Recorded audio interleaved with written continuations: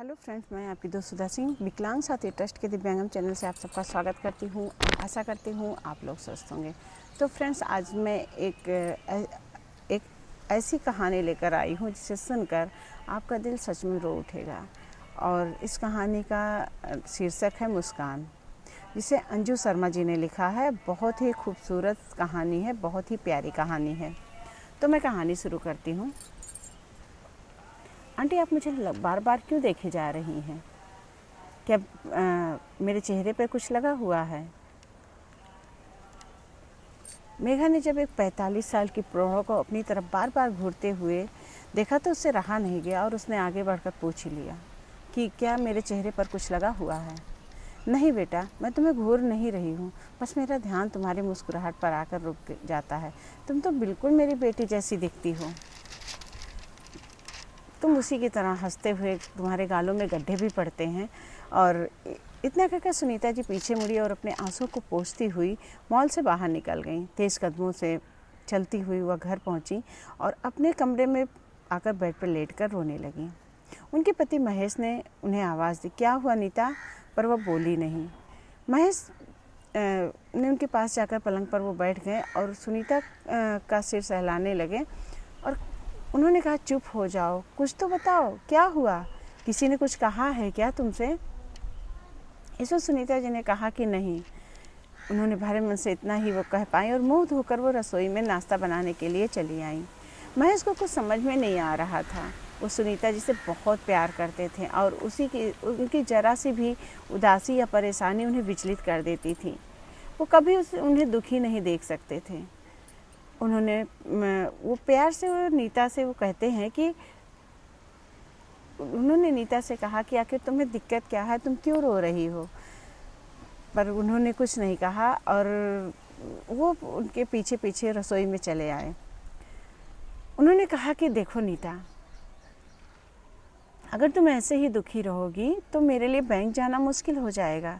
अच्छा, ऐसा करता हूँ, आज मैं बैंक से फ़ोन करके छुट्टी ले लेता हूँ। आज हम दोनों पूरा दिन एक साथ रहेंगे। तुम तो जानती हो, जब तुम्हारे होठों की मुस्कान चली जाती है तो मेरा भी मन कहीं नहीं लगता है। मुस्कान? वो तो कब की हमें छोड़कर चली गई। सुनीता के इन शब्दों ने महेश को पल भर में ही उसकी उदासी का कारण समझा दिया। आखिरकार ज़िंदगी के 20 साल दोनों ने एक साथ बिताए थे। इतना तो एक दूसरे को वो समझ ही सकते थे। उसे तो हम मरते दम तक नहीं भूल सकते हैं। पर आज अचानक ऐसा क्या हो गया जो तुम्हें उसकी याद आ गई? सुनीता ने मॉल में मिली लड़की के बारे में बताया। वो लड़की बिल्कुल हमारी मुस्कान जैसी की उम्र की थी और वही लगभग 16-17 साल की थी। पर जब वो मुस्काती थी ना तो एकदम मुस्कान की तरह ही दिखती थी। वही कदकाठी, गोरा रंग। मैं तो बार बार चुपके चुपके उसे देख रही थी, पर उसने मेरी चोरी पकड़ ली और आखिर पूछ ही लिया, आंटी आप मुझे ऐसे क्यों देख रही हैं? मैं कुछ कह नहीं पाई और घर वापस चली आई। सुनीता ने फिर कहा, चलो अब तुम तैयार हो जाओ, मैं तुम्हारा खाना पैक कर देती हूँ और अब मैं ठीक हूँ। और वो रसोई में चली गई। महेश तैयार होकर बैंक चले गए, पर सुनीता को वो मॉल वाली लड़की रह रहकर अपनी बेटी मुस्कान का ख्याल आता जा रहा था। एक जवान बेटी की मौत का दर्द क्या होता है, ये कोई सुनीता और महेश से पूछे। मुस्कान खुद तो चली गई, पर इनसे इनके जीने का मकसद भी ले गई। 4 साल पहले उन्होंने अपनी इकलौती बेटी को एक दुर्घटना में खो दिया था। हर समय उनके दिमाग में यही ख्याल आता था कि क्यों किसी ने मुस्कान की मदद क्यों नहीं की। अगर कोई समय रहते उसे हॉस्पिटल ले गया होता तो शायद आज वो जिंदा होती। उस पल की कल्पना माँ से सुनीता के रोंगटे खड़े हो जाते थे। वो फपक कर रोने लगती थी। जी भर कर रो लेने के बाद सुनीता जब उठी तो अचानक उसे चक्कर आ गया। वो सोफे का सहारा लेकर बैठ गई। ऐसे तो पहले कभी नहीं हुआ था। थोड़ी कमजोरी महसूस हो रही थी तो वो बेडरूम में जाकर पलंग पर ढेर हो गई। फिर उसे याद नहीं कि वो कब तक ऐसे ही पड़ी रही। दरवाजे की घंटी की आवाज़ से वो उठी और बहुत मुश्किल से दरवाजे पर पहुंची।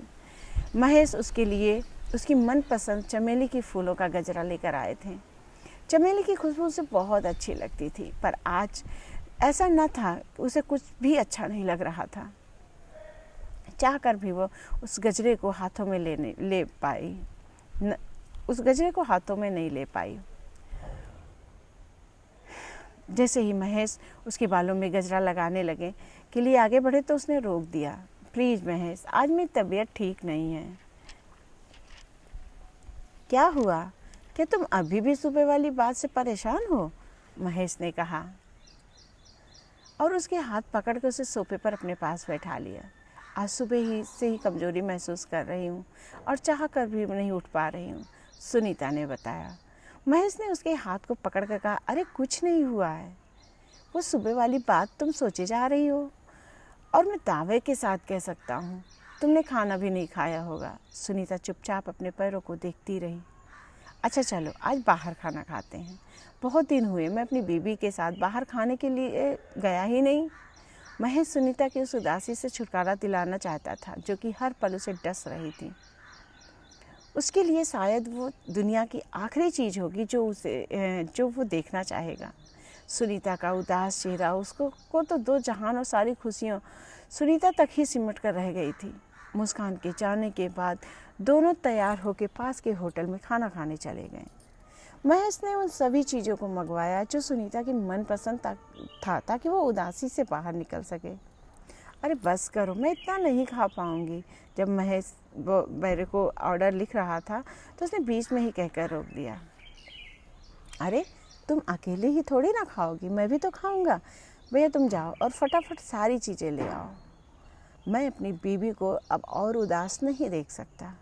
एक हल्की मुस्कान सुनीता के होठों पर फैल गई, ये सोचकर कि महेश उसे कितना प्यार करता है और अपने आप पर उसे गर्व भी हुआ कि ऐसा प्यार करने वाला पति पाकर वो कितना धन्य हो गई है। खाना खाने के बाद सुनीता की तबीयत कुछ संभल सी गई थी। दोनों मनपसंद आइसक्रीम खाकर घर लौट आए थे। इतनी गहरी नींद में वो सोई थी कि उसे सुबह उठने में भी देर हो गई। देर से उसकी आंखें खुली और उसने खिड़की से बाहर झांक कर देखा तो बादल घिरे हुए थे। फिर उसने पास लेटे महेश को देखा, वो चैन की नींद सो रहा था और एक रविवार ही तो होता है कि उसे उठने की जल्दी नहीं होती है और वो आराम से सोते हैं। बाकी दिनों में तो वो व्यस्त ही रहते हैं। फ्रेश होकर वह रसोई में चली गई चाय बनाने के लिए। जब तक चाय बनी महेश उठकर बैठक में अखबार लेकर बैठ गए। रोज़ का उनका यही नियम होता था, एक साथ सुबह शाम की चाय, फिर अपने काम की भाग दौड़। बाहर बादल गरजने लगे और फिर धीरे धीरे तेज बारिश होने लगी। अचानक सुनीता को लगा कि कोई बाहर खड़ा है। उसने खिड़की से झांका, एक लड़की खड़ी थी। उसने जल्दी से दरवाज़ा खोला तो देखा वही मॉल वाली लड़की थी। उसे दोबारा देखकर सुनीता बहुत खुश हुई। अरे बेटा तुम आ जाओ अंदर। नहीं आंटी मैं ठीक हूँ, उसने डरते हुए कहा। वो कौन सा उसे जानती थी कि उसके घर के अंदर चली जाती। सुनीता ने बड़े प्यार से उसका हाथ पकड़ा और उसे अंदर खींच लाई। तो फ्रेंड्स, ये कहानी मुस्कान, इसका पहला भाग यहीं पर समाप्त होता है। दूसरे भाग में आप देखिएगा आखिर उस लड़की से सुनीता जी का क्या रिश्ता होता है, क्यों उसे देखकर वो खुश हो जाती हैं, क्यों उसे देखकर उन्हें अपनी बेटी की याद आती है, आखिर उनकी बेटी के साथ ऐसा हुआ क्या था। तो मैं आगे ये कहानी सुनाती हूँ, आगे इस कहानी में बताती हूँ कि आखिर उनकी बेटी के साथ ऐसा क्या हुआ था जिसकी छवि वो उस लड़की के अंदर देखती हैं। और फ्रेंड्स, शायद आज कहानी भी माहौल के हिसाब से है, बादल गरज रहे हैं और मौसम भी अच्छा है। तो अगर ये कहानी आपको पसंद आती है तो please like comment and share कीजिएगा। और हाँ, देखिए आप नेक्स्ट भाग में ज़रूर देखिए, ज़रूर सुनिए इसका दूसरा भाग कि आखिर उस लड़की के साथ, उनकी बेटी मुस्कान के साथ हुआ क्या था, आखिर ये लड़की थी कौन। तो इसी के साथ मैं फिर मिलती हूँ इसी कहानी के अगले भाग के साथ। तो तब तक के लिए नमस्ते।